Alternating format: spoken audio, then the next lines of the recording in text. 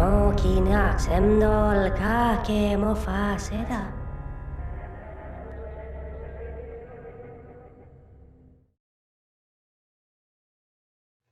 Welcome to Talking in Stations, a podcast about EVE Online. This is season 2.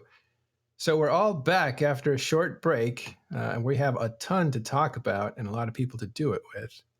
I want to say hi to all these guys and introduce you to some new faces you're going to be seeing a lot. But first, Carneros, how you doing? Good morning. I'm doing great. Thank you. Awesome. Elise Randolph's here. Hey, how's it going? A lot has happened. Who knew that Eve pilots would, keep doing stuff while we were off air? It's pretty wild of them. I know. Didn't they get the memo? I need to wait. So Ashtarathi's back. Greetings, fellow Empyreans. I am Ashtarothi, and it is good to be back. Isn't it? And of course, we have some new faces for you to meet. We're going to introduce you to, and you've seen them before as guests, but they're going to be joining Talking in Stations, and we're going to have some really cool new content to develop in certain areas. And first, I'd like to introduce for wormhole content, Exooki. Hello. And off screen, we have Alec. How you doing, Alec? Hi, everybody.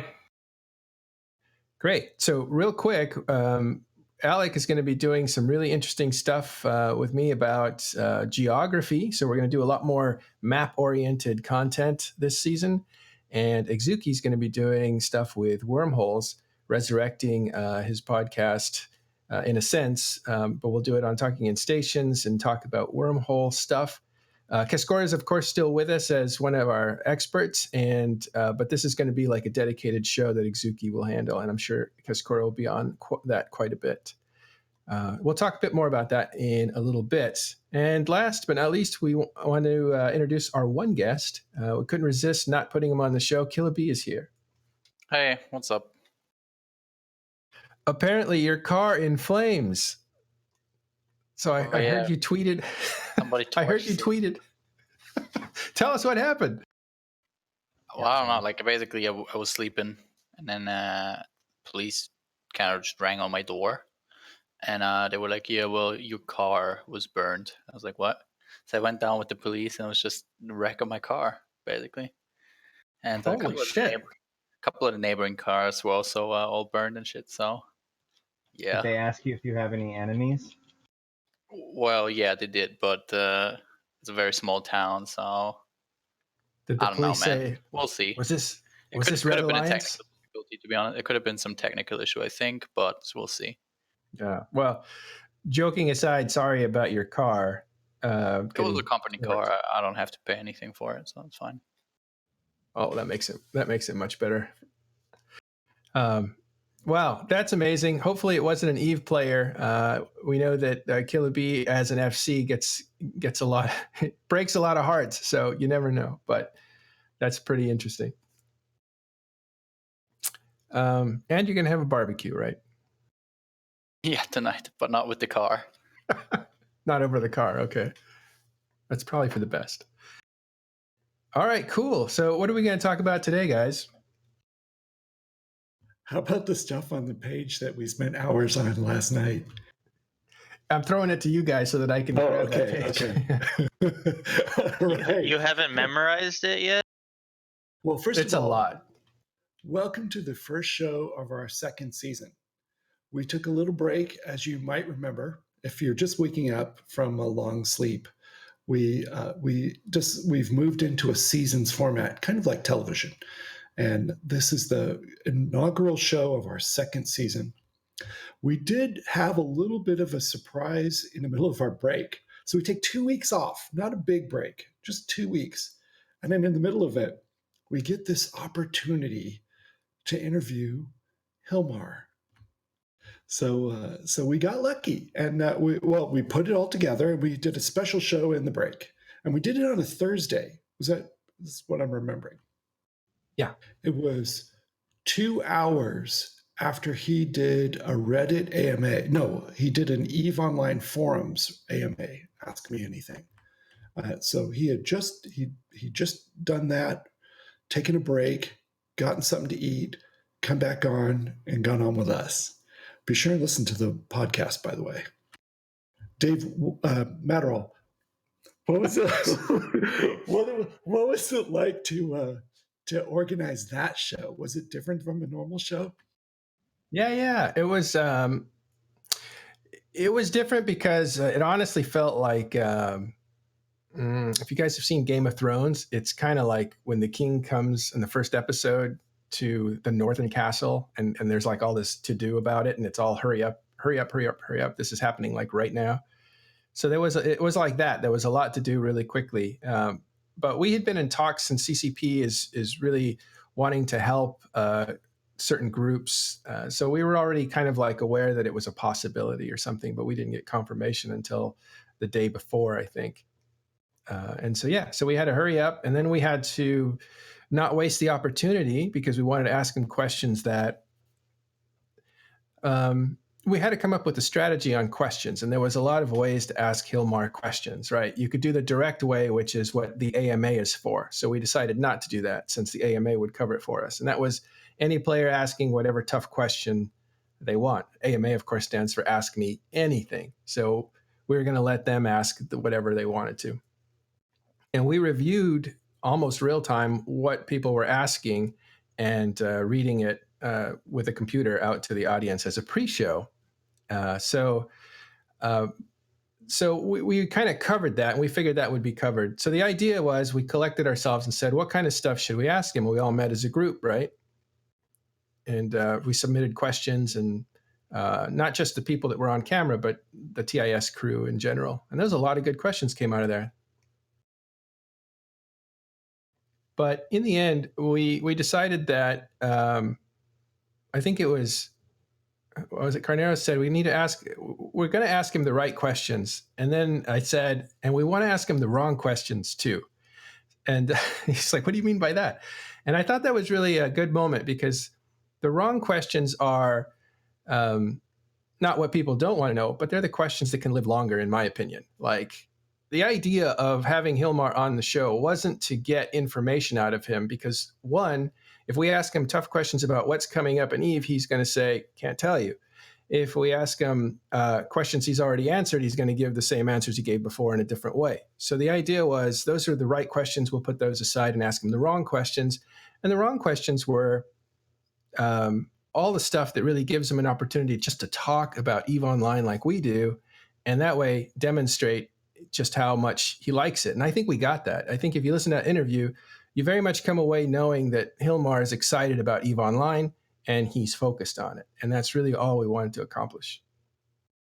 Yeah, when we were chatting with him, I had no idea the extent to how he would answer some of the questions. And, I was a little bit worried that he'd be like, oh, blah, blah, blah, just corporate speak for everything. But you can really get a sense for the passion he has for the game and the enjoyment he gets out of it. I mean, he was referencing stuff that happened like 2 weeks ago and referencing things that happened like 10 years ago. It was pretty nice. It's always good to know that the guy that's in charge kind of knows what he's in charge of, so to say. And you could hear him laughing, right? Like when he's doing the Caldari outlaw.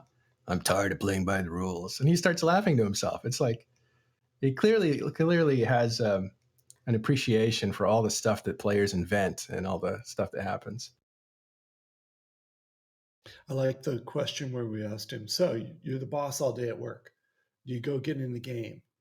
Are you the CEO of your corp there? He's like, hell no. When I get home, I just want someone to tell me what to do at that point. I'm tired. I almost made a joke like, isn't that kind of a dominatrix relationship, right? It's always corporate executives that are getting beat up by these women in leather. Exactly. Oh, All my. right, yeah, wrong show. So we're saying this interview took a very different direction once the cameras were off. It's the sense that I'm... Yeah, I didn't bring it up for that reason. We can leave it for Talking in Stations After Dark, the new show coming. I'm extra sorry I missed out. Talking in Dungeons with Matterall.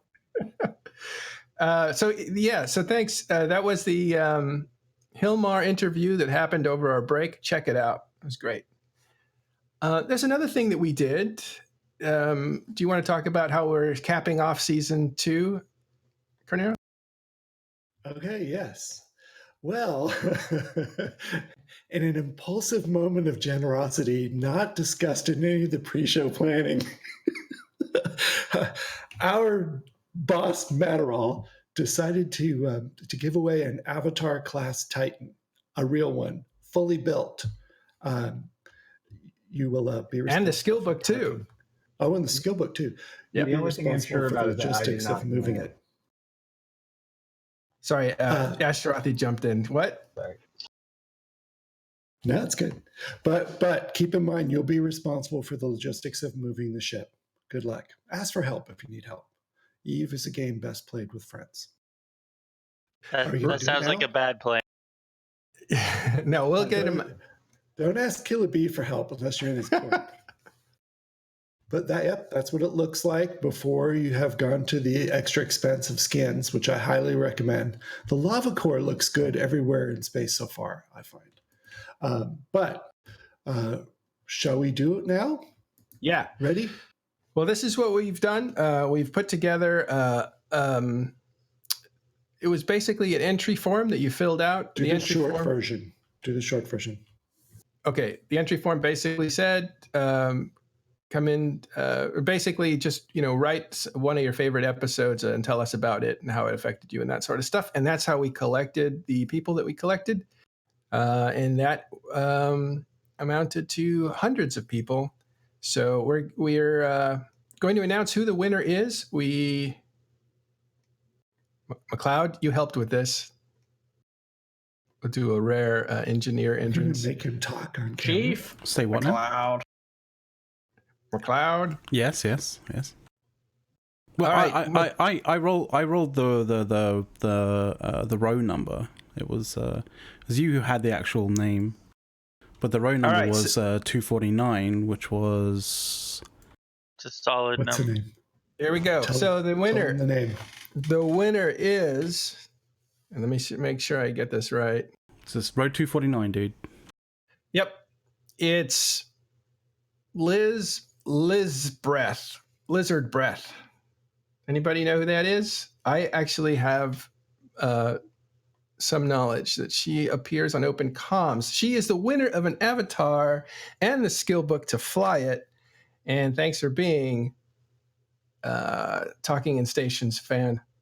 And thank everybody for being Talking in Stations fans. Really appreciate it. I wonder what a lizard breath smells like. You have to get very close. She's a streamer, according to Raiden, who runs Streamfleet. So yes, streamer Liz has won the avatar from Talking in Stations Season 1. Congratulations. Congratulations on your new avatar Rex. Some disassembly required. All right, nice. Thank you very much. Yes, thank you. So we'll put that away and move on to Season 2. And there is a lot to talk about. She's in chat. Oh, is she there? Let's congratulate her. I guess we could do that on a fair. Anyway, again, everybody, thanks for being fans. We're happy to be able to give back a little something, and we hope that you stick with us for Season 2, and then Season 3, and then Season 4, and then next year. All right. Let's go to player news. We'll start with war declarations. Winter Coalition and Legacy are fighting. Who's involved with that? No idea. Well, we have Killer B here, so we'll definitely bring him in first. What's going on with the fights that have been happening there? So who's involved is a tough question, right? Because it's always a matter of who brings in their proxies and whatever you want to call it. But technically, it started with the whole nip of FRT and Legacy ending a couple of weeks ago, I think it was. There was some stuff. I think you guys had Willy on for that show. I think I was here too for that, actually. I think it was the last show of Season 1, if I recall correctly. That sounds Might right. be wrong, but I think that's what it was. And ever since then, the machinery has sort of started working. ProGod has posted an Alliance update.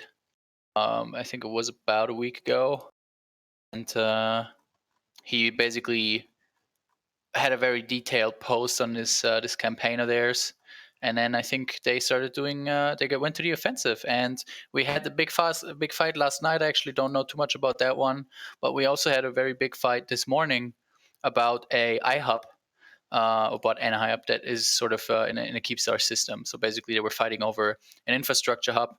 Obviously, it's a big deal if you manage to kill the infrastructure hub of a system that has a Keepstar in it, because then you can bring in your capital forces without being, kept out by a sinusoid field jammer, which is the most common strategy to defend a Keepstar these days, is to make sure that the system itself with the Keepstar in it is jammed and all the systems around it are jammed. And that's pretty much what they were fighting over this morning. It went pretty bad for Legacy and their friends. Progod got pretty much all of his Nightmare Fleet bombed on a gate because there was so much tie-dye that they wouldn't go through the jump tunnel. They were sort of stuck on a gate, so they all died to bombs. And then Goons were there too in a Megatron fleet, and they got their Megatron fleet killed by, I think it was a mix of bombs and a very well-placed Lance Doomsday, which is obviously a super weapon that only a Titan can fire, that wiped out the entire Goon Megatron fleet. So overall, it went very poorly, and the iHub was defended as well. So it was sort of one of the first big bangs of this whole thing, and we'll see where it goes. Like I said, I think it could be a very big one. It could technically get a look. Oh, there's a video of the Lance. It could be a very big one, I think, depending on who else gets involved, who brings in their, friends, and all that kind of stuff. So we'll have to keep a close eye on it and see what's happening. Yeah, it is really interesting that you mentioned it can kind of grow, and the reason for that is because even though like all the groups in EVE aren't necessarily fighting, like Pandemic Legion and Goons don't necessarily care about little disputes between Legacy and Winter Coalition, but it gives them a really good excuse and a really good means to fight their enemies, right? So you can have, if Winter Coalition brings in Pandemic Horde, then the Goon Swarm can come in to help Legacy a little bit, and then you have just everyone fighting and getting content, but that's not necessarily right on their doorstep, which is really great. As all those groups like Goons, they don't want to have a war on their doorstep. They don't have to deploy or anything. But if they can kind of like mooch off of someone else's involvement, even better. And that's kind of like the whole mindset around this entire engagement. So it should be really, really cool. And I think Killaby is right. It's going to evolve into a pretty massive, widespread fight. Also, that Lance that we just saw on the video, those are a lot of fun to fire. Special thanks to Killaby for putting a great tutorial video on YouTube on how to fire your Lance with your Titan. Helped me a lot. Thank you. Ms. LizardBreath, you're going to want to check that out. She should, now that she owns an avatar. Exactly. So yeah, that's pretty much going on there. I think obviously, like I said earlier, obviously the people actually involved, they have a lot more background. So maybe if this thing heats up even more, next week you could have Nora's or Progod on, and they can give you a bit more of the backgrounds, because I'm not necessarily involved in those. As for NC Dot, we're kind of just watching what's happening, and obviously we're getting involved. Like Elise said, it gives us a great excuse to go shoot our enemies, and this is exactly what we did. For example, this morning for the IUP time, we had a fleet there as well, and that's always very welcome. Anyone else have comments on this? I can say someone that lives adjacent to Fraternity. In some ways, this has been kind of like an ongoing fight that's been happening for a while. Scalding Pass, Imensi, that whole area has been, I would say, politically unstable for a while, with Test being kind of the shadow that everyone was tracking to see when, if, how they would come in and get involved. So they are, and I think in the way that everyone that wasn't Frat is hoping they would get involved. So it's interesting, and I'm really excited for that conflict, because up to this point, it's been super fun. So with Test in, I think things are going to take, obviously they're going to go to a whole new level, and we'll see what happens. I mean, it's assuming, with Goonswarm and Pandemic Legion, if they get involved, I think it really throws things for a loop. But if it's just Legacy versus Winterco, I think that's a pretty exciting, even conflict that probably won't break the servers. So maybe we can have some really good fights that aren't, server destabilizing. Can actually get some dead titans. Someone in Twitch chat mentioned something that I think is very, very important in this this conflict as well. It was Manic Czar. I'm sorry if I pronounced your name wrong. Who said, "I think the time zone issue will keep this smaller than most think," and he's referring to the fact that Winterco is obviously primarily Chinese. Now that they have Elo and Origin in them as well, they do have a growing USTZ, of course, but their strongest force is in Chinese time zone, which is around like 13, probably like after downtime to like 15, 1600, I would say.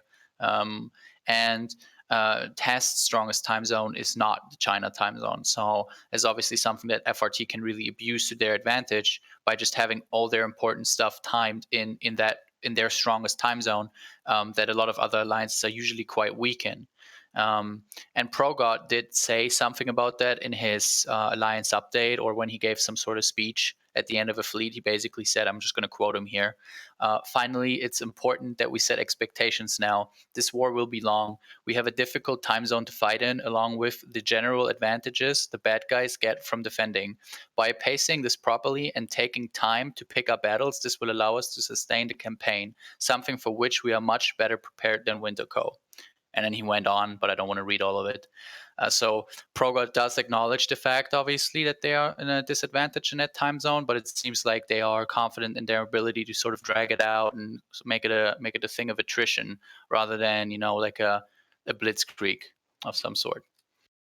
Yeah, and it's actually pretty interesting if you look at how like these time zone wars or these time zone fights tend to happen. The best history we have is when like Western groups fight Russian groups and vice versa. What ends up happening is if you're not really prepared, eventually what's going to happen is the side with the time zone advantage is going to use that over and over and over again until the attacker numbers dwindle, and then they're going to do like an alarm clock or something like that, where they're going to come on at a time when you don't necessarily expect them. They're going to punish the hubris, right? So it's really heads up from ProGod and the whole Tappy side that you can't get lackadaisical, you can't rest on your laurels. You have to like kind of keep up that momentum, otherwise you will be punished. And we did see like a little bit of kind of like, I guess, large punishment going on. Tappy tried to do a dread bomb against Fraternity. It kind of worked out in their favor, but it was also costly at the same time. They lost 80 dreads or something, and they got a few titans as well.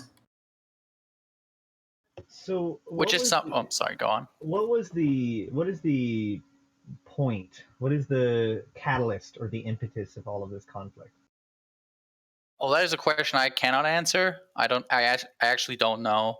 That's probably something that Norasa or ProGod would have to answer. All I know is that it all sort of started to spike or heat up even more when the Winterco legacy nip ended a couple of weeks back, and that's really all I know. What their motivations are, not sure. Probably content, because you don't really invade anyone anymore these days for space, because that's just not what you want. You don't want to own too much space. Which would be a nice segue into the question that I wanted to get to, if Matterill's fine with that. Oh, wait. We're going to put Spire off for just a minute. Oh, okay. There's a little more to talk about here. I think, at least, is this... I'm a little bit lost. Is it... Yeah, I mean, we're just... so we were just trying to glean... If you want to kind of make an informed decision or just a guess, I could say, at why this fight is going on. I think Hilby is right. People don't necessarily want space. Winter Coalition has worked with PL and NC before in the past. They've worked with Horde in the past. And so it's just a kind of proactive way to keep that from spiraling out of control for Test and Legacy, right? You don't want unfriendly people on your border. And if you can get a border fight, you don't have to deploy, you have a massive advantage, and you can have a lot of fun at the same time. So, I think if you look at it in the very, very technical game player mode, there's a problem with the Chinese coming to the Western server, let's say, because there's a server that's just for China, right? But these guys come to the Western server to play, and they arrive a few at a time. And that creates a problem because there's never a threshold where they feel like they can be big enough to compete in the way they want to compete. So what you have to do is to try to gather them up, and instead of them filtering through the game, coming and going, you want to gather them up and give them a mission. And that's what this is very much about. At least this is what Wind Spirits told us a few episodes ago when he was trying to build up Fraternity and in the Winter Coalition. And part of that is to get them content in their time zone. And so there's really only a couple choices that deep into the night for most of Western hemisphere, and that is Russians or Australians. And so this is something they wrestled with for a while. And there was, in addition to that concept, there was also bad blood between Test and Winter because there were a few skirmishes. Now, first of all, they're regionally close to one another, which makes it easy. You don't have to travel far. But second, Test is a big group that is the right scale for Fraternity to want to fight with, right? Because they're also becoming a big group. And there were some skirmishes a while ago that turned kind of negative as Billy kind of made fun of what Wind Spirits had called Chinese players, which are more like athletes, whereas Western players are more like warriors. And what Wind Spirits was trying to say was that kind of like the Chinese fight fair, they come in and they kind of expect to fight straightforward fights, and they're really good at executing that way. But whereas Westerners will have all kinds of spies and undermine the other person's fleet authority and comms, and will ambush and attack and just do stuff that's not expected because it's a cutthroat game. So those two culture clashes were talked about, and Billy picked up on Chinese being like Olympic athletes and made fun of Winter. And so then that kind of started some bad blood. So now you have kind of a rivalry happening between Test, which runs Legacy, and Fraternity, which runs Winter Coalition.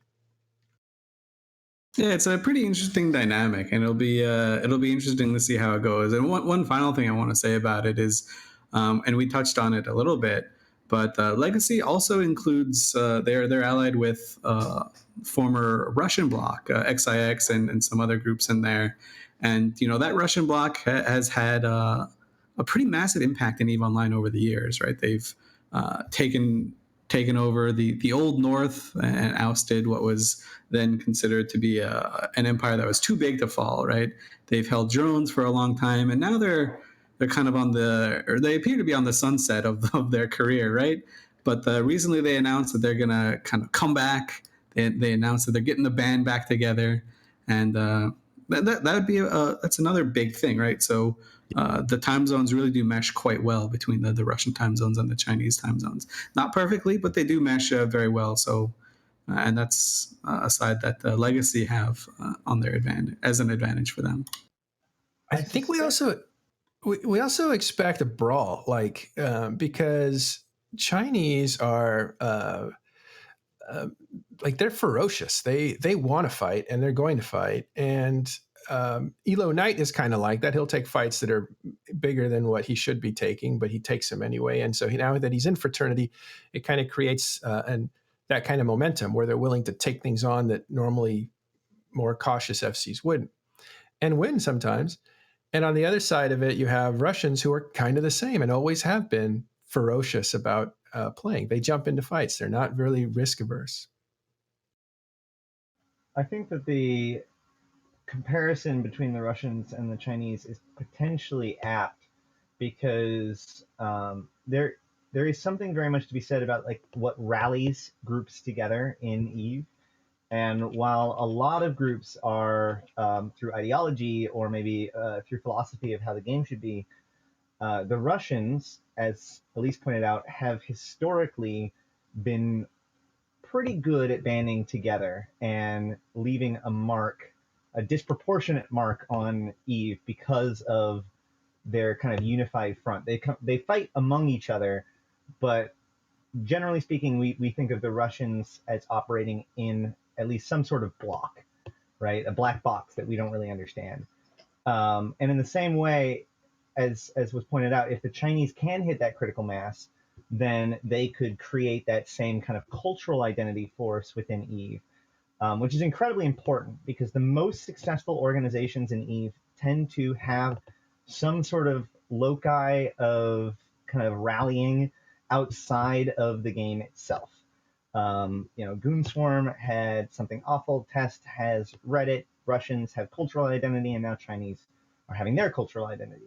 And what happens is that when you have that external locust, then when you get smashed, when you take damage, when you take a loss, instead of it becoming a matter of questioning your own forces or questioning your own leadership, it tends to solidify the us versus them mentality, which makes them even more dedicated to their organization. Very similar to if you watch the Andrew Groen video for the release of the Empires of Eve, and they talked about the Russians and how they got taken down to a very tight core.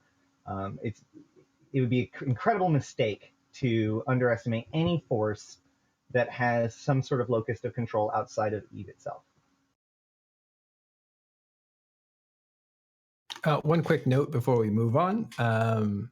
That video that was put up by, I guess it was a Doomsday video, was actually created by McLeod. He clipped it from Jorby, whatever his name is, and it's rapidly climbing up his best clips ever. Apparently it's over 2,000 already, and it's only been a little bit. So that's kind of fun. Good job. Jebby is a very funny online streamer, a great personality, and he's super fun to follow. I love what he that, says man. during the clip is just hilarious. Like, they're getting barbecued, the turkey is cooked. He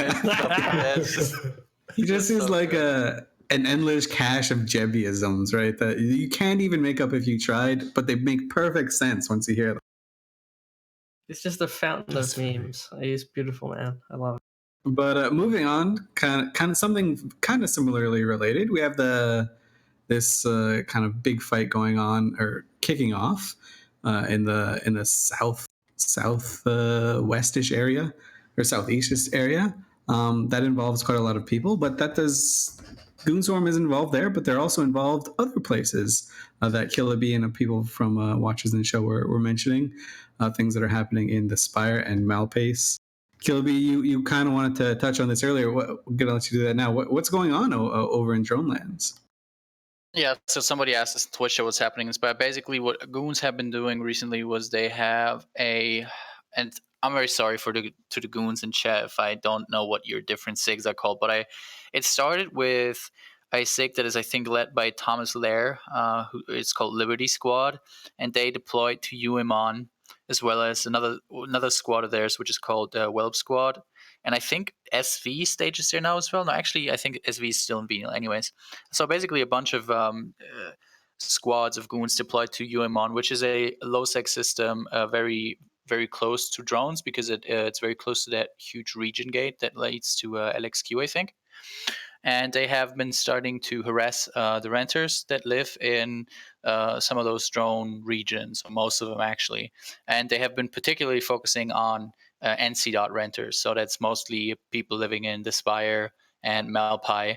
And I think that's the biggest two chunks of our renters, as well as Ethereum Reach and the Kavala Expanse, which I think are Horde renters. So they have been causing some trouble over at that renter space.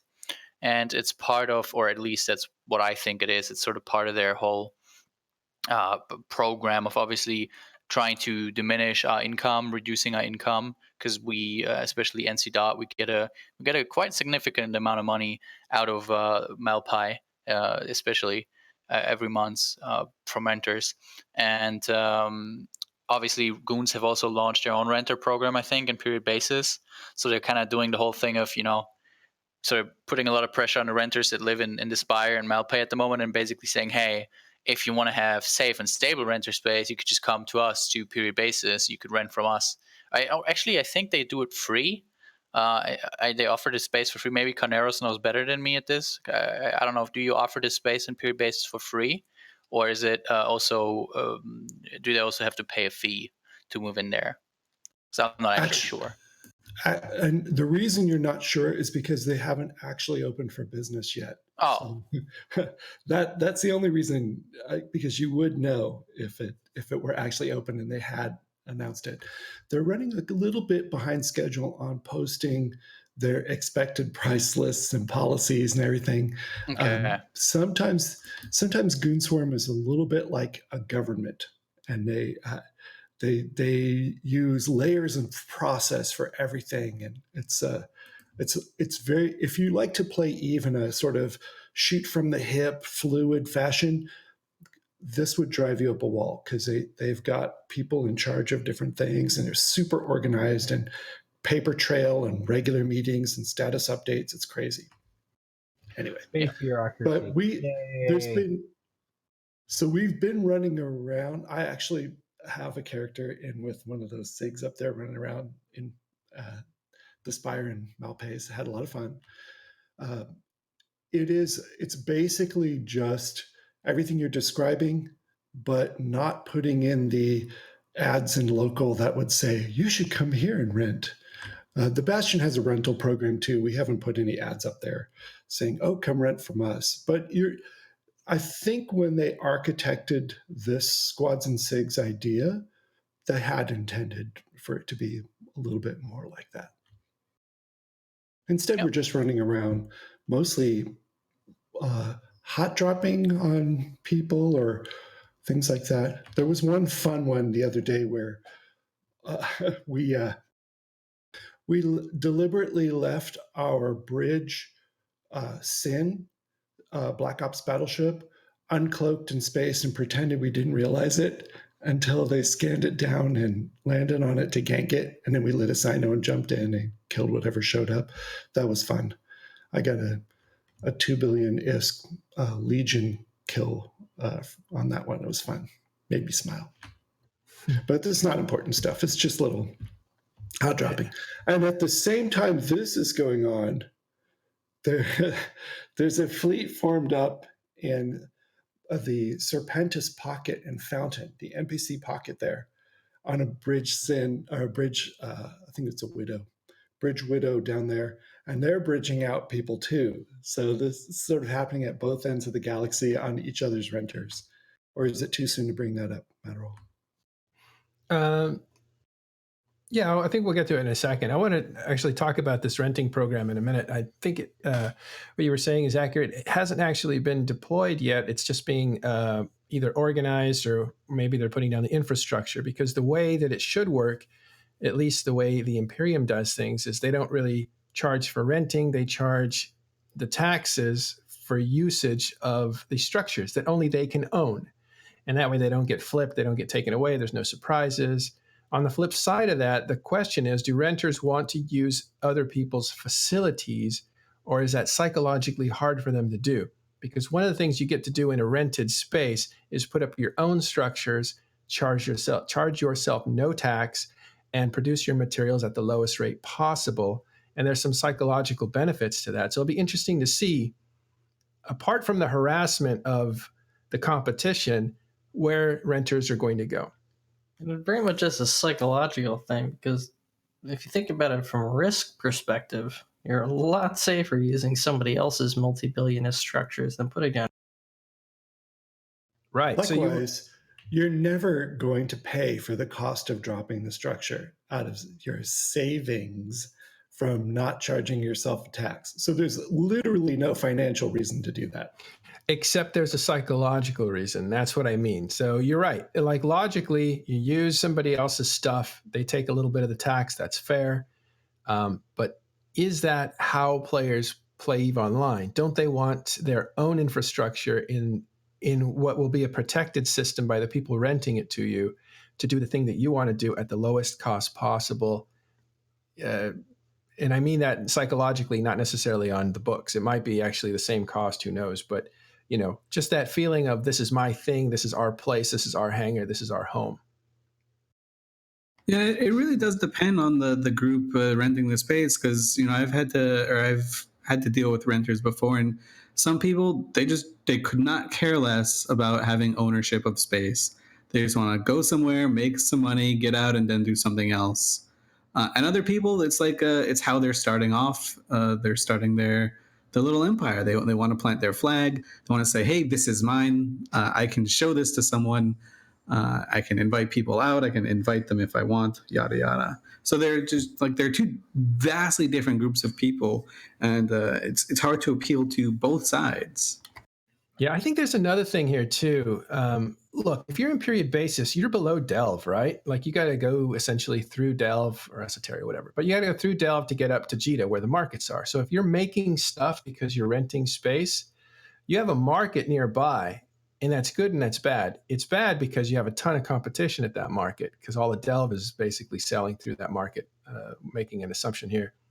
So you're either really far away from the market or the competition is really high. So you may not feel the fulfillment of benefiting from having your own situation where you can lower your prices down. Because in the end, if you lower your prices down and then you try to sell it and it's still under cost to build, then you're not really gaining anything. And I think that would be incredibly demotivating for industrial groups. And the trick to being an industrialist is to find a place where you can produce for less, but then sell at a good rate. Those two things are important. And I'm not sure that period basis is going to psychologically supply that. It'll be interesting to see.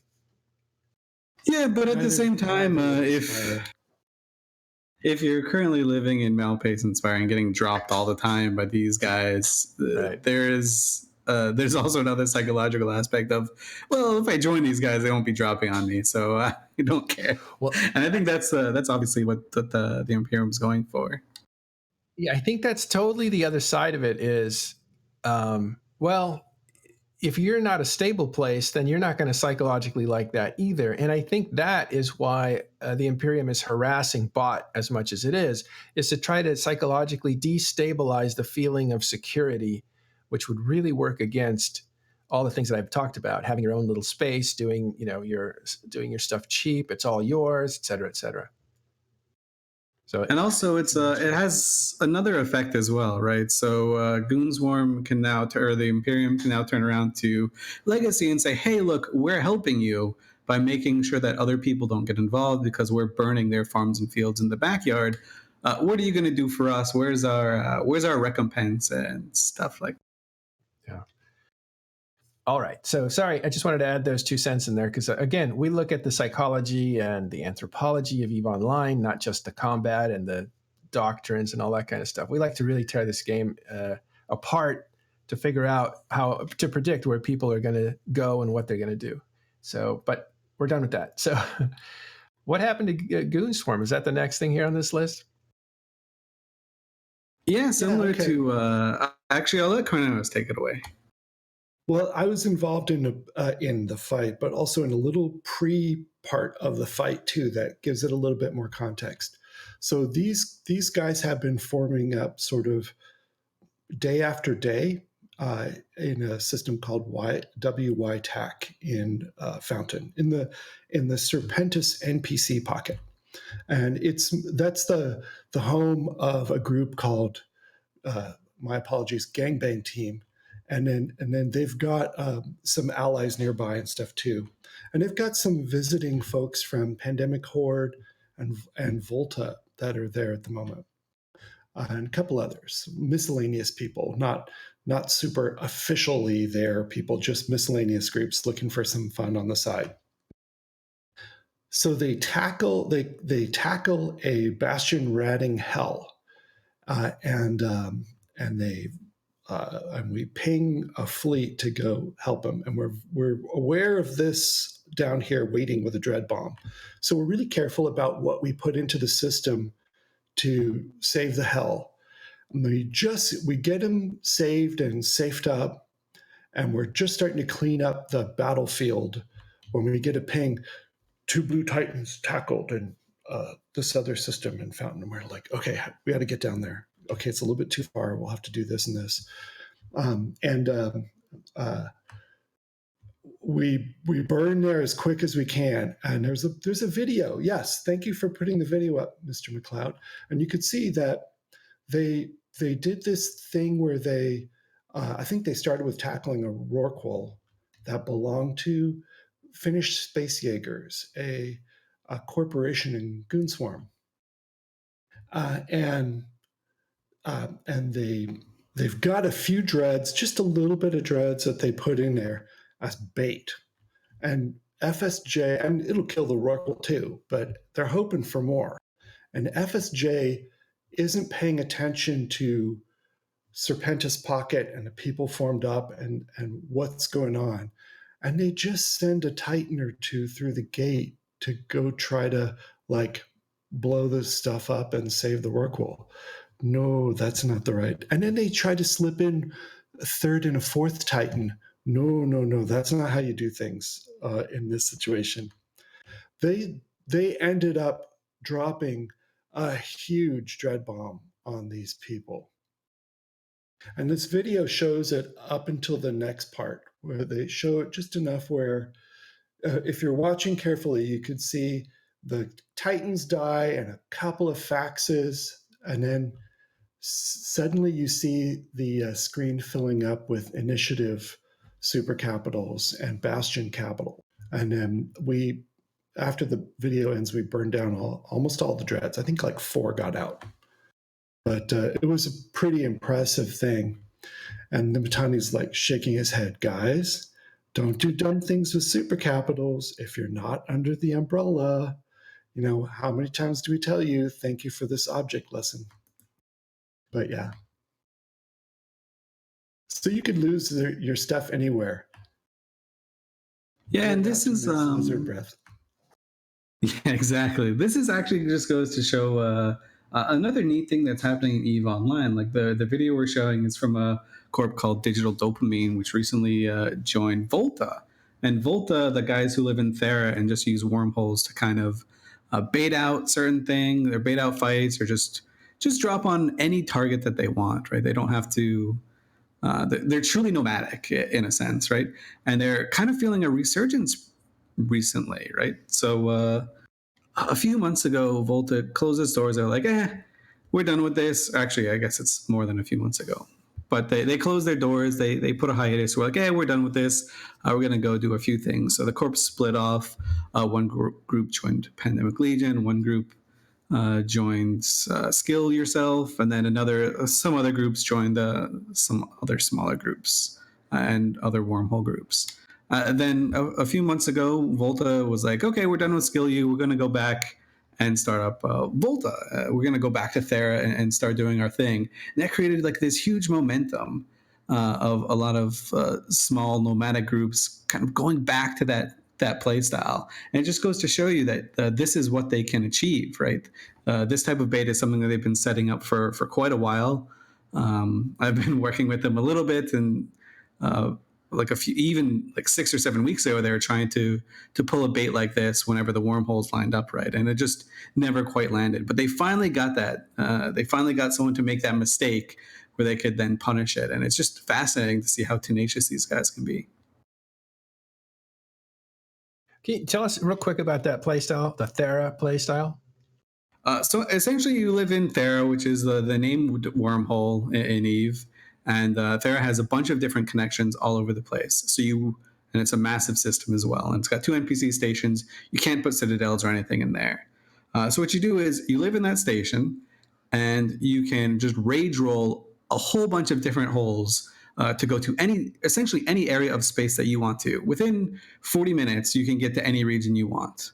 And with that, you can then just go in and hunt for the lowest hanging fruit that you can find, be it like Rorquals ratting somewhere, super ratters and stuff like that. And because it's so predictable, you can actually set up different baits and different ganks, or at least plan them on like week to week. So you can say, there's these guys in Fountain that we see on the kill boards that they're really hard and fast with their supers. So we're going to roll a few Fountain holes, see if we can get close, and then we're going to go and try and bait these guys out.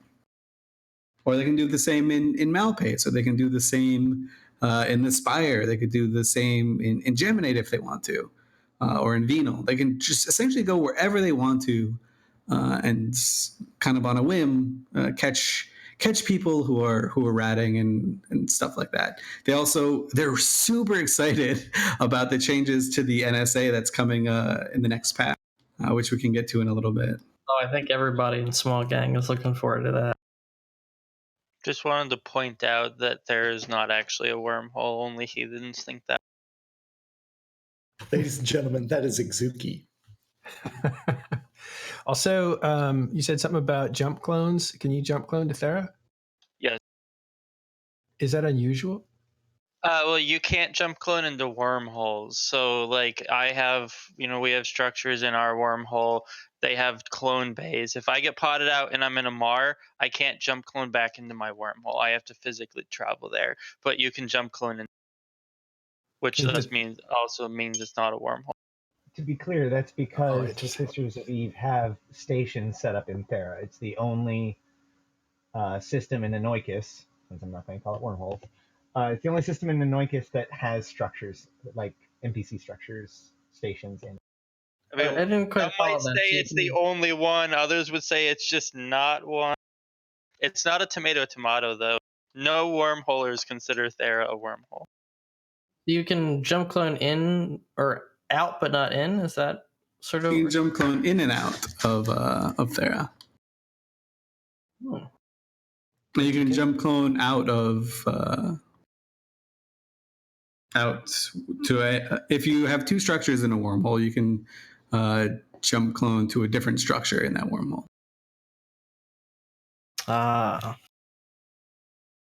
Well, it's interesting. The identity of Thera is in question. I like that. We'll cover that on one of your shows, Exooki.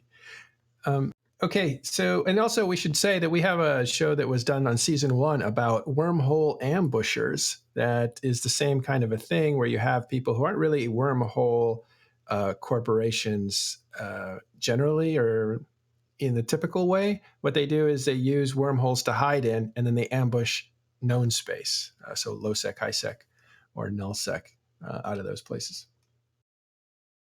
Okay, what did we have next? So that was Goon Swarm, or is that one done? Yeah. And so Volta is the group that set up or that worked with a lot of the other groups that set up that gank and Fountain on those Titans that Carneros went through. And, I think Volta is going to be that kind of flavor of the month alliance that's going to like really heat up this summer. So I might want to keep an eye on them. They're probably going to be really mad at me for saying that because their success is often predicated on people not realizing that they exist. So, but I'd say as a completely neutral party, I'd say keep an eye on them. They're going to do some really cool stuff. I think this is just the tip of the iceberg.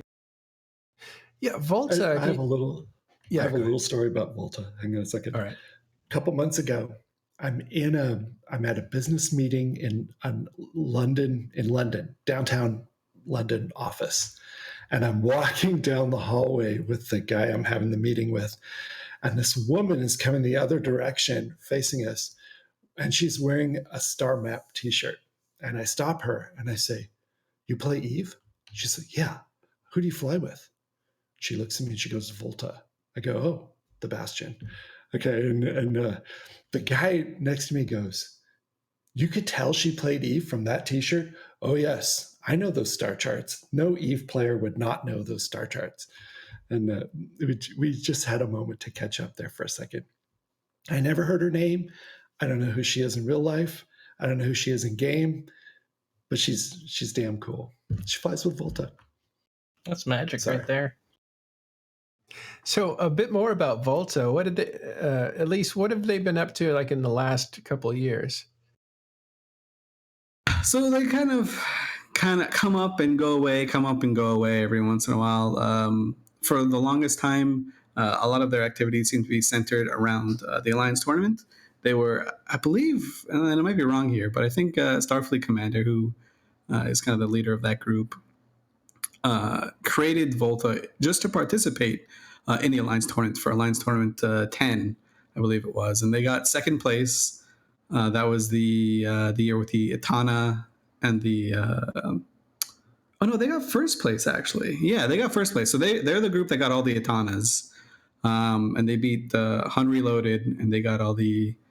I don't even remember what those ships were. But less good than the Etana, which is probably the best Alliance tournament ship ever. And then after that, when Thera came about, they really adopted that level of playstyle, that nomadic level of playstyle that Pandemic Legion and Black Legion used to be known for. back then it was called like a wolf packs type fleet, which wasn't always a term used used kindly. It was kind of like a way to mock smaller groups that didn't have the chops to do bigger flights and stuff like that. But so they made their name there through Thera, and they then started working with other groups, and they were referred to as the Thera Boys, right? So that was their spooky moniker. So whenever you got dropped on out of nowhere, it was because of the Thera Boys were there. And so they've kind of come together recently, as I was saying before, in the last few months. And I think a few other groups are also joining them or rejoining them, kind of thriving, going after that play style of just roaming anywhere around in New Eden. And a lot of that comes down to, the patch notes that are coming out on Tuesday, because a lot of the changes are to like capital proliferation and capital use, and using capitals for PvE are going to be a little bit more risky. And when a change like that happens, the pendulum kind of swings back into the favor of the attackers and the roamers. And I think Volta are probably some of the best when it comes to that. Well, we're almost there. We'll talk about patch notes in just a minute. A little more about Volta, though. They were a big part of Skill U, weren't they? Yeah, when the game kind of balanced, the pendulum kind of swang too far in the direction of defenders, and they were having a hard time, combination of burnout and mechanics, are having a hard time being successful. So they said, you know what, these guys in Skill Yourself are having a really fun time. Let's go join them. So they closed up shop for Volta, joined Skill U. A lot of other groups that were in Volta before kind of splintered off elsewhere. And then after a while, these guys in Skill U, or in Volta, in the alliance of Skill U with Capco and them, they were like, yeah, this was fun, but it's boring now. We want to get back to our roots. We want to go back to going in there and roaming from there and doing that roaming. So, they just tried different things out, and they know what they like. So they're just going back to it. Now, I may be wrong about this, but was Volta kind of a break off of Triumvirate, or were they involved with Triumvirate at all? I believe, and I might be wrong here, but the Volta was initially created to have Starfleet Commander's Alliance Torment team, because he wasn't doing it in Tri. I'm probably wrong with that one. I think Tri, either way, that it did come out of, they did have a very close relationship at one point. Yeah, I think they came out, I've heard they've come out of Triumvirate a long time ago and have since done their own thing. But anyway. Yeah, the Corp is, the reason it sounds so confusing is because the Corp is called Volta, and or the Alliance is Volta, and they were in Verge of Collapse before, which was essentially the same thing. But yeah, the same, the Starfleet Commander and the crew, I guess, is the best way to say it. Yeah. All right. So what's this about Malpass and the Spire? Or did we already talk about it? We already did a little bit. It's goons that are just kind of barraging that areas for their own renters, right? So, or the Imperium. The Imperium. I'm sorry. Imperium SIGs. Imperium SIGs have independently deployed to you, Amon. I'll go watch this show when we finish taping. Yeah. Sorry, sometimes I'm lost writing people in chat and stuff like that. So, let's move on then to finally patch notes. I think you were about to do a tremendous transition that I blew, so sorry about that. Patch notes, what's going on April 9th? So it's that's quite a soon, by the few way. things. Yeah, it's on Tuesday. Right? It's coming right up. Good news all around. Let's hear analysis from you experts. Summer of dead carriers and dead rorquals, and it's going to be glorious. Yep, that's about it. It's just a giant balance pass. There's a lot of good subcap love and a lot of good capital opposite of love. So essentially, the Rorqual, the panic module gets shortened. The local tank gets cut almost in half in terms of the extra boost. So Rorquals suddenly become a little bit more killable, especially for. But the excavators, they've been such a horrible menace that they're going to make them easier to kill now. But as a as an apology gift, I guess, the rogue walls are getting better boosts. So if you are a rogue wall, your life is worse. But if you have a friend that's a rogue wall, your life is a little bit better. It won't boost a rogue wall. It'll boost other ships that are Correct, not yeah. rogues. Yeah. It's designed to make it so that a rogue wall can scale with a fleet. All right. I don't want to focus on the Rorqual. We'll get to that in a second. What I want to focus on is why the capitals are going to get killed, because that's what the big prediction is, right? So the network sensor array, which is one of the best modules you can put on a carrier fighting anything that's not super capitals, and even then, sometimes you still want it. It's a 60-second time module, so it has a 60-second cycle time. Now you will not be able to warp while it is, which means a lot of these ratting carriers are going to have to make a choice. They can not use the network sensor array and skip out on, say, the fantastic lock time that it gives you, or you can have this up, but when people come into system, you're going to turn it off, potentially 60 seconds of just like sitting there, possibly able to be tackled. And that's after you notice there's a problem. So the theory would be that there's going to be a lot more carriers out there in very inopportune, vulnerable situations, or they're going to give up a lot of their income, which I think is less likely.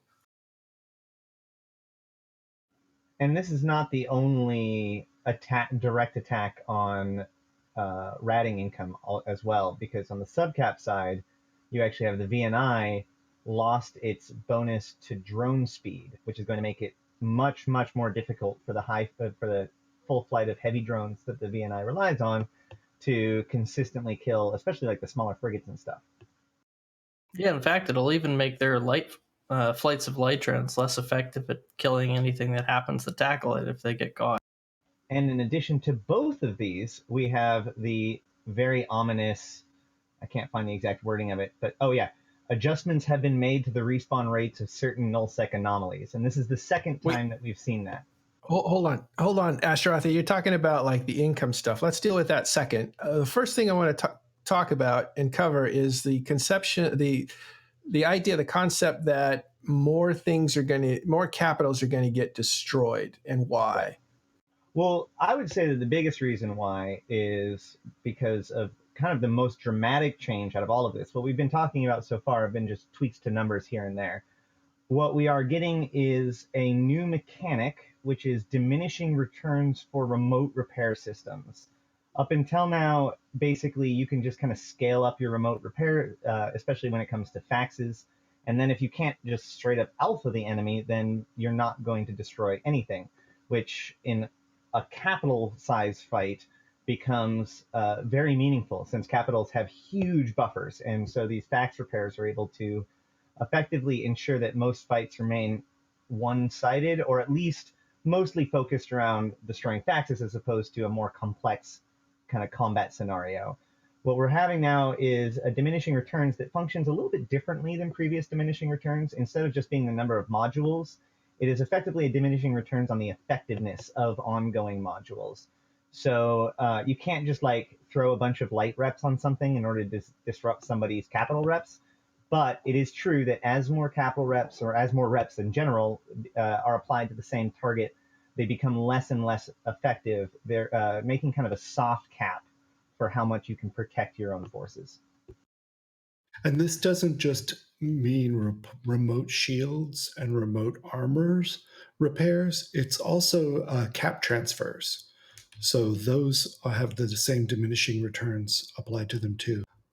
The thing is if you've been in a lot of cap fleets, you've probably been in one where a carrier, you go to jump out and one of the carriers says, oops, I'm below jump cap because I accidentally left my NSA running. And now, not only will that person not be able to jump out, that person won't be able to initiate a warp. He is sitting there like a loot pinata until he turns the thing off and it cycles down. That's part of the reason why we think a bunch of those will die. People just forget the thing on. Yeah, and the way the meta is right now is when it comes to these super cap fights, EVE Online pilots, they min-max everything, give them enough time without any balance change, they'll find the perfect harmony. And right now, what it appears to be, and what basically every group out there is they just have everyone trained for make sure that your alt can fly a fax. It's like a suicide apostle if you do armor stuff, or a Minokawa if you do shield stuff. So the goal is like, oh, we can save any of our capitals that get tackled by just dropping all of these ships on them. This change is going to limit the effectiveness of that, right? So as Asharathi was mentioning, there's going to be diminishing returns for remote reps, which means if you do have the ability to kill something through reps, more and more and more reps aren't going to save you, right? So if previously you would just jump in 200 apostles to save a ship, and then there's basically no force that can break through that. Now, if you do that, something like 160 of those apostles are going to be doing nothing, right? So the attackers will have an advantage in that sense if you haven't adapted, and defenders are also going to have to change their style of play up a little bit. They can't just throw apostles or faxes at a situation to save it. They're going to have to have a little bit more tactics involved. Now, it's worth pointing out that the diminishing returns are scaled such that at very small numbers, you won't be noticing much difference. A few percentage points up to like 10 Guardians or something like that, 14 Guardians. So if you're thinking in the small game warfare sense, it still makes sense to have your logistics core. It still makes sense to use like 1 or 2 facts to support your fleet. That you're not going to notice much, if any, difference at that point. It's mainly impacting these mid to larger scale fights.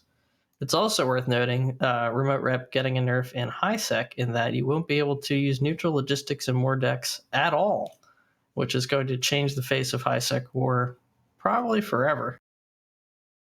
For example, the Bastion likes to fly sometimes with the rest of the Imperium in high sec in those wars and run around and do stuff like to defend the test market keep star. And we can't do that anymore after Tuesday. Today we can do it by setting our protection thing to green. I can't remember what it's called. But if you set your safety to green, and the Bastion only flies remote rep or boosters, we can mix in those fleets and we can go around and participate. We can't declare war on the same people alongside Goonswarm and then work together. It's considered a separate war. You still get killed, concorded. There's no way to work around that. But on Tuesday, we can't do DPS, we can't do Logi, we can't do boosters, we can't work with them at all. We have to go in as a separate fleet and just operate separately. Yeah, it's not a big deal. It's also going to be boosters, which is kind of nice. So, Exooki, what do you guys think of these changes that are coming? So most of the cap changes aren't really going to have much of an impact for Wormhole. In Wormhole space, you pretty much never see the amount of faxes on field required to actually start seeing diminishing returns. I'm trying. Even the largest battles I can think of, I don't think you ever saw enough faxes that you actually, are going to be getting anywhere on the diminishing returns. As a hunter who's out in nullsec, I also don't think it really will change much, because if I have a fleet and, even though your larger wormhole groups are probably between 20 and maybe 40 people in a fleet, if we have a super tackled or maybe several carriers tackled and faxes start trickling in, maybe with like 1 or 2, we can nuke them out. We can try to power through. We can bump them apart. But once they've dropped 5 or 6, you're kind of reaching the point where it's unlikely that my fleet will ever kill anything, because I just don't have the manpower or the firepower to muscle through that. So, I don't think the diminishing returns are really going to change much for me, because I already wasn't going to kill it with 5 non-diminishing return faxes, and I don't think 5 faxes are seeing significant diminishing returns as is. So the point at which the diminishing returns become relevant was already past the point where I was ever going to be doing anything. some of the other cap changes, you might see hunters and wormholers getting some more kills depending on how people adjust to the NSA changes. But I view it as like optimistically, this will mean that I might get to kill more things. Pessimistically, nothing's going to change, but it won't be any worse, probably. So while I agree that the remote rep and cap changes and all that sort of stuff is very much in tune to affect like larger scale battles to make them much more fulfilling, I would say that overall, a lot of the cap changes, if I could like put one theme on the changes to caps, it is to reestablish the balance between subcaps and capitals. And there's two changes that we haven't really mentioned that really hits on that. One, super carriers at least, and I believe carriers too, they are having their fighters, they're making it so that fighters have a much more harder time hitting faster ships, like small fast ships. But if they've been webbed or slowed down somehow, they actually are able to still apply to them. And so what that means is that a carrier or a super carrier that's just trying to fight on its own may not be able to do much. But if you have sufficient subcapital support, then you will be able to kind of still apply.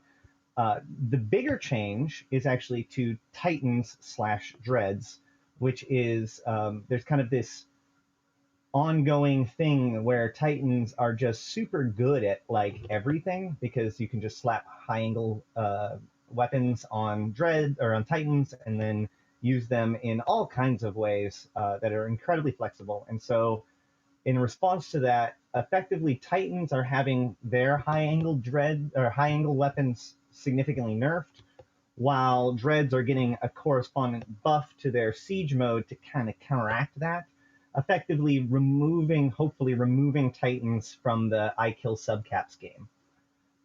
So yeah, overall we're seeing a lot of changes that make capitals much more fiddly and much more difficult to punch down.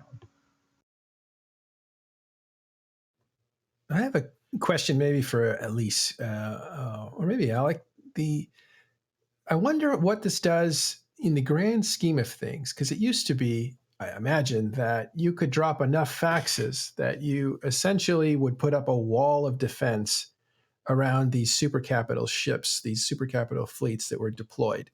And at that point, there's really no engagement to be had because we've seen that if you grow an engagement too big, like 9-TAC-4, the game will freeze up. So you basically withdraw or you never have the fight in the first place. Now it seems like you are guaranteed, if two major forces collide with super capital fleets, you are guaranteed to get some kills. Yes, it seems that way. I think Elise would be better positioned to say how it'll actually play out, but I think the general theme will be we're going to see more wars of attrition rather than one-sided stomps. Well, and that's my thing. If you're going to see a war of attrition, is there a balance of power shift in the favor of the people with the most Titans, aka Legacy, or the Imperium and Legacy with them? But at least go ahead and tell me what you were going to say. So you're absolutely right in that if you do have a massive number, or rather the ability to field large numbers of damage, you're going to be liking these changes, right? The way it is right now, as I mentioned before, that the meta is shifted to, we don't really care about damage. We will throw walls of faxes at the problem that they can't break. Or if they do break, they have to shoot the faxes first, and that gives us a chance to kind of come out.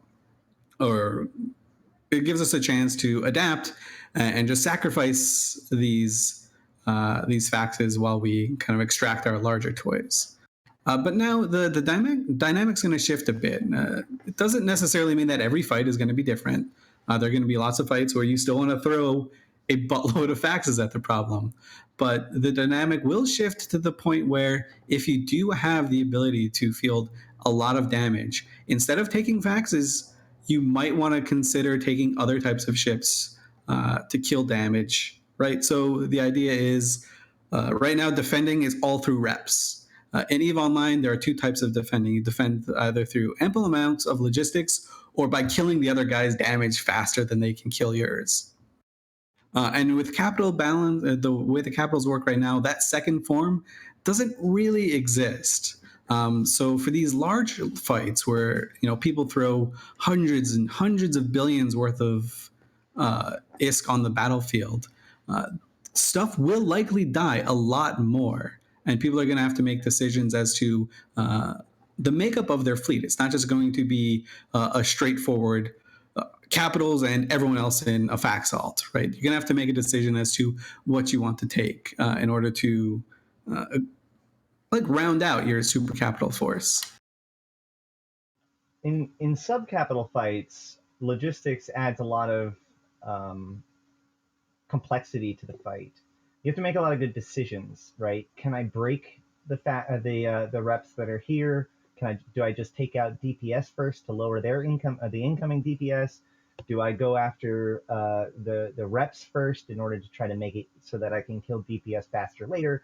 There's all kinds of really good decisions that have to be made in a subcap fight, involving logistics. Unfortunately, with the introduction of the fax on the capital side, that pretty much it was already sort of a problem, but it got solidified. That the faxes effectively were like the hit points of the capital force, because faxes can't necessarily get assistance when they're repping, so you only really have one choice, which is to start burning through faxes. With this change, you're going to see a little bit more of an opportunity to make different decisions. Have we hit a point where I can slam through the faxes maximum rep? Do I still kill things too slowly when I do that? Can I still force the enemy to push off their faxes? It makes the fight just a little bit more interesting. Whether or not the high-end FCs are going to take advantage of that right away, whether or not it's going to take a while for people to kind of adopt the new philosophy and all that, that's what's going to remain to be seen as far as I'm concerned. So the interesting thing here is that there's just a bunch of little changes that kind of has been happening over the course of a few patches, right? So the reps from the faxes got nerfed a little bit. The fitting got changed a little bit. The cap use got changed a little bit. Now we have this change to stacking in terms of reps. That changed a little bit.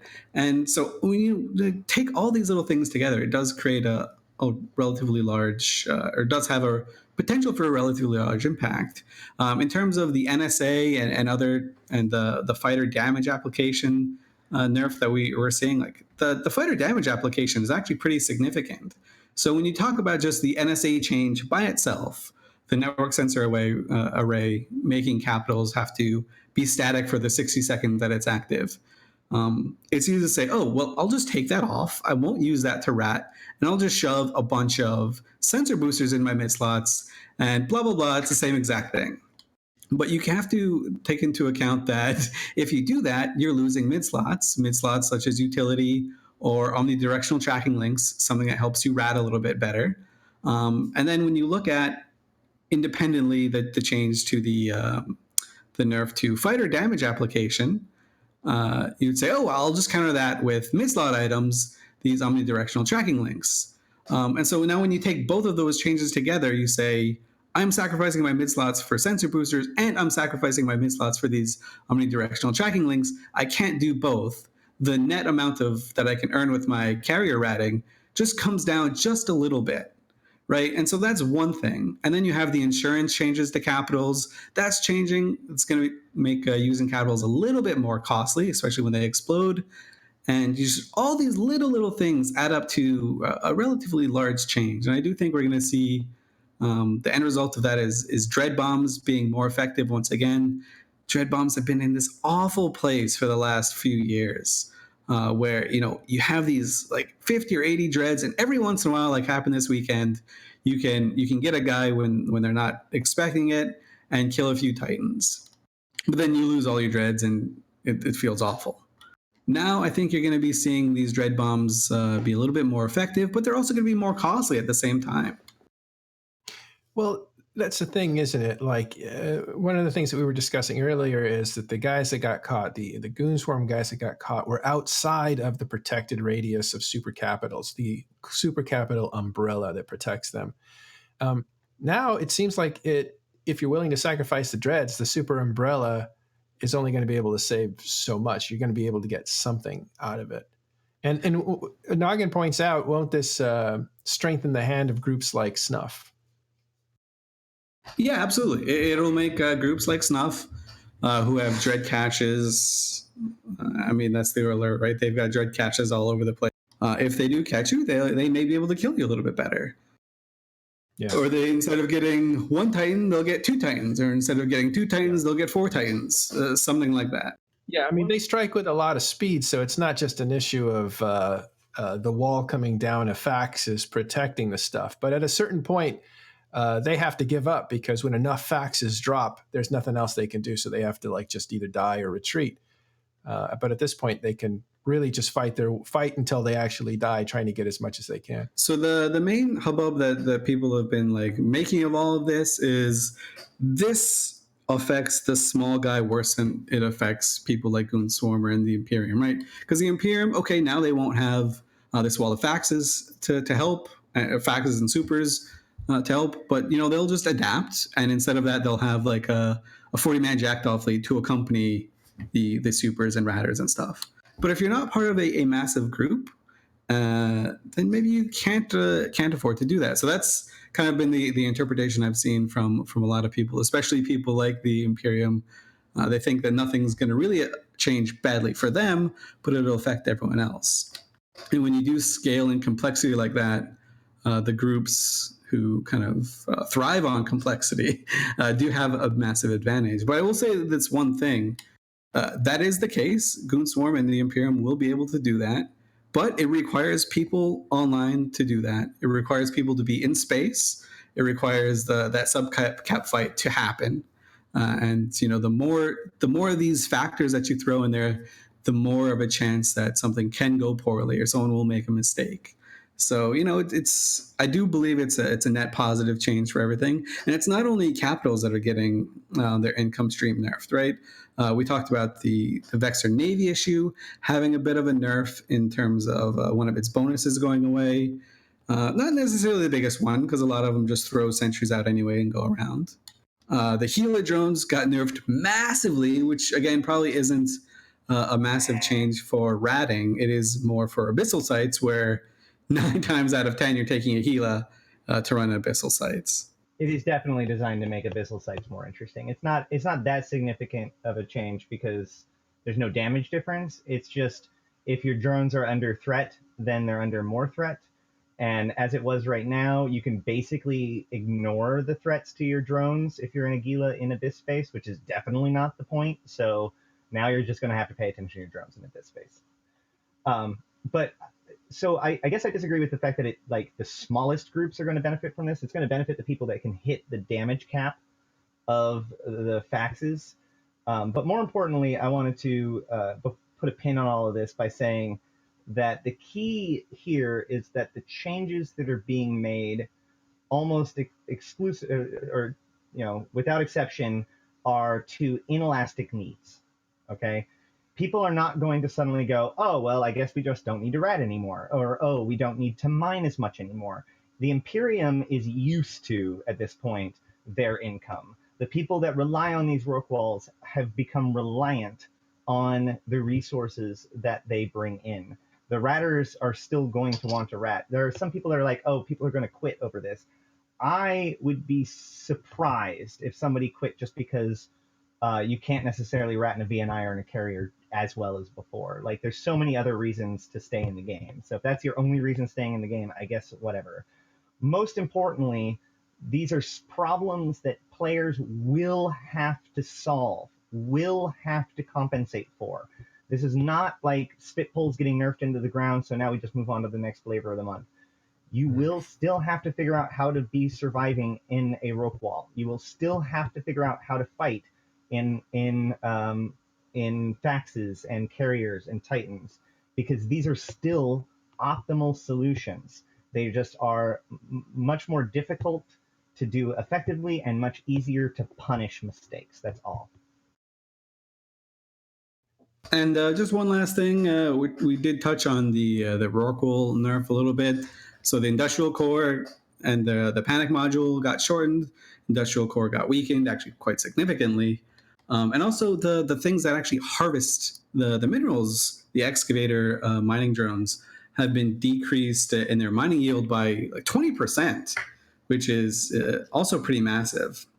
And other changes, the volume increased of the excavator drone. So, if you do get caught, you can't just throw out a mobile depot and throw all your excavators in there, since they do represent a pretty massive cost, especially when it comes to the Rorqual. If the Rorqual dies, whatever, it's the excavators that seem to be worth more.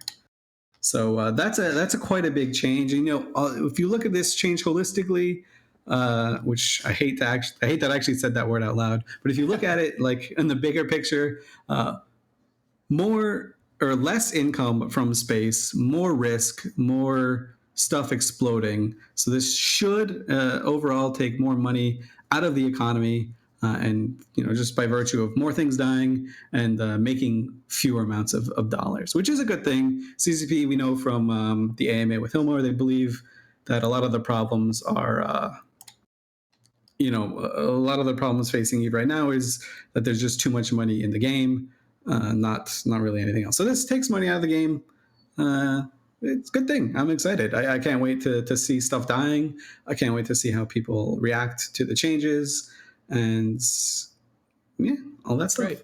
Thank you, Elise. I want to edit that just a little bit. It seems like income generation that is mostly AFK is the biggest victim of this, right? A lot of that, I'm going to do this while I do something else. AFK are sitting there not really paying attention gameplay that you can scale with multiple clients. Seems to be the thing that's getting a little more restricted. Yeah, that is getting hit the hardest. But I think all income generation in general is going to get hit a little bit. Yeah, there's some talk that some of the Rorqual pilots that have 5 or 6 Rorquals out at the same time are like, I already made 2 more characters to make up for the loss in income. I don't know if that's true, but that's how they're playing it off. Thanks. I've unsubscribed my 35 accounts. Rah! Well, Plex is going to also affect people like that. They're going to have to. But maybe we'll talk about that in the next chill session. We'll go into talking about Plex and why it's going so high and what Injector's roles in it. And I also want to talk about the thing that happened with Turkey. Their prices, Turkey the country, their prices are to buy Plex have gone up really high. And we'll talk about why that happened. And also we'll talk about Jintan's tournament that's coming up. Those are just the announcements that we want to just talk about here. Talk about in the chill sessions, but announce them here. But real quick, though, we do want to give Jin a little more time. At least tell us what Jintan's thing is. All right, so this is going to be his second iteration of a small kind of format tournament. It's got just a handful of teams that are involved. It's going to be, he's got a pre-show April 14th. It's going to be I believe it's going to be on the CCV channel. And then he's going to be running the actual event on the 20th and the 27th. So there should be a good amount of explosions. He was talking about it today. The fights are quite short. They're going to be like 3 or 4 minutes on average. So it's not going to be long, drawn-out types of battles.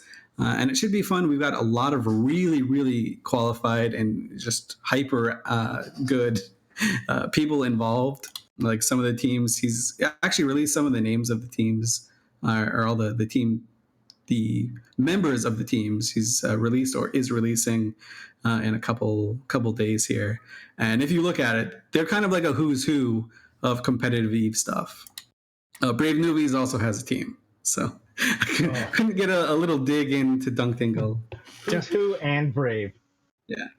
Don't get me started on team names. It really irks me, the stuff that people get away with in EVE Online naming stuff. Like, I don't even want to say it, but there's some really terrible ones, and not the ones that you are typical. And the reason I was been thinking about this is because there was a news program, I think on NPR, talking about California and how they have, those privatized custom license plates that you can get what are the judgment calls that those guys do in California to make sure that people aren't writing obscene stuff on their license plate. And I think they have some pretty good rules that CCP should follow too. When it comes to in the mud. People naming things offensively and discreetly and stuff like that. I know you guys don't like it. I mean, I know you guys are totally fine with it, and it's kind of funny and stuff like that. No, but the children. Yeah, it's one of those things where like it feels like, oh yeah, we should have all of the options. Like it's about expressing yourself. But then you try to explain the Alliance tournament to someone who hasn't played EVE, and you get about 3 sentences in, and then you start having to talk about individual teams, and then you realize that you pretty much can't proceed. Well, just to give you, all the names are actually pretty great. So I think Matterall, you'd be happy to read it or happy to watch it. Some of the team names are like Zero Talent. Spoiler alert, they are literally the most talented. I think everyone there has an Alliance Tournament gold medal. House of Goondor is the Goon team, which is pretty fun. Brave Newbies just has a name after themselves. Stay Frosty, named after themselves. Templars Calciv, named after themselves. So no one went to the edges when it comes to naming their teams. All right, well, good. Maybe there's a little more controls than CCP puts on the Alliance tournament. All right, well, we have to wrap up. We have to wrap up the show.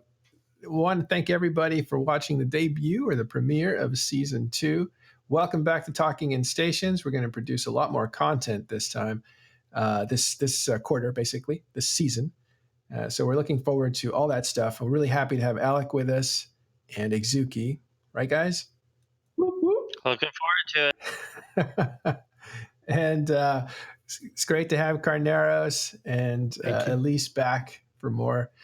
Do not forget that we have the Thursday show with Artemis. He can't make these shows.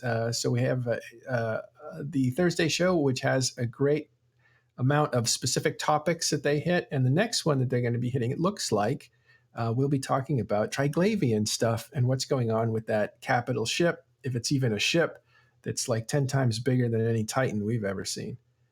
Real quick, though, Ashtarothi, what is that Triglavian mystery that's happening right now? Yeah, so to start, the Triglavian are the group of people who inhabit Abyss space. We encountered them first in Abyss space, and a lot of the new ships are all their ships. They are divided into 3 organizations known as Clods, and for months we have gotten some information from them. Originally, we were able to get shards of information out of their little balls that you can encounter in Abyss, and we learned some about their culture and who they like and who they don't like, and we tittered about that for a while. And then they released a video that played on every single channel in EVE and really solidified a lot of that stuff. So the Trig hate the Drifters. They are unsure about the rogue drones. They want us to prove ourselves, and they hate the Sancha. That is the battle lines that have been drawn. Since then, in the most difficult abyssal sites, so in the tier 5 abyssal sites, people have started to discover 2 new things. One, in the caches, they have started to find these transponders that are associated with one of the 3 clods, and they have found this immense structure that seems to be being constructed and defended by a very large amount of very powerful Triglavians. And so unlike the other rooms, you basically just smash and grab the loot and run, because you're not going to be able to actually fight the forces that are there. There's been some pretty good video that have come out of that. And additionally, anyone who has those transponders are receiving secret mails from the Clods in-game that lead to videos that are piecing together to make some sort of schematic design of that giant ship, Titan, station, whatever it happens to be. So something big is happening. It's building up. It really hit its next level once the invasion tour began. What was it, 2 weeks ago? A week or 2 weekends ago? And so as these events are happening in-game and in real life, we're probably going to see a lot more about the Triglavians. We know there's new ships coming out, and it looks very much like there's new battle lines being drawn, and we will be chosen, or we will have to choose which side we want to be on. All right, cool. We'll find out a bit. I know very little about it. Uriel knows way more about it, and I'll throw it back to you. Yeah, and so that will probably happen on Thursday. We're going to try to get Uriel on the show Thursday with Artemis and the gang talking about this specifically. Tune in to hear that again Thursday at, I guess, midnight UTC. And that's not a cat. That's a wife. We need to wrap up because people got to go and do things. I want to say one last thing, and this is the beginning of the season. So during this season, please do us a favor and subscribe or follow this channel so that you know when we're on. And if you can, give us a rating on iTunes and give us a rating on Spotify, wherever you can give us ratings so that we can actually get found a little bit easier. We want to really emphasize that this time. I think that we put on a great show with a lot of talent behind it, but we only have like 5 people who've written reviews on iTunes, or we only have like, I think 7 people who've given it 5 stars or something like that. And I think that if you want to help Talking in Stations, and it's not a good time for you to be a contributor through Patreon or even to subscribe through Twitch, then that may be something that you can do to help Talking in Stations get more publicity. So that basically other people that are starting Eve can find it. A lot of people have actually said, oh, I found Talking in Stations and now I'm going back to all the old issues and you guys are great. We want to help people like that find the show sooner. So do that, please. Okay, thanks everyone. Really appreciate you watching. Thanks guys for showing up today. We got a lot to do in this season. But right now, we're going to call it quits and go into our after party or after show public chat. Thanks everyone for showing up. That's all for Talking in Stations this week. We'll see you next week. Congrats.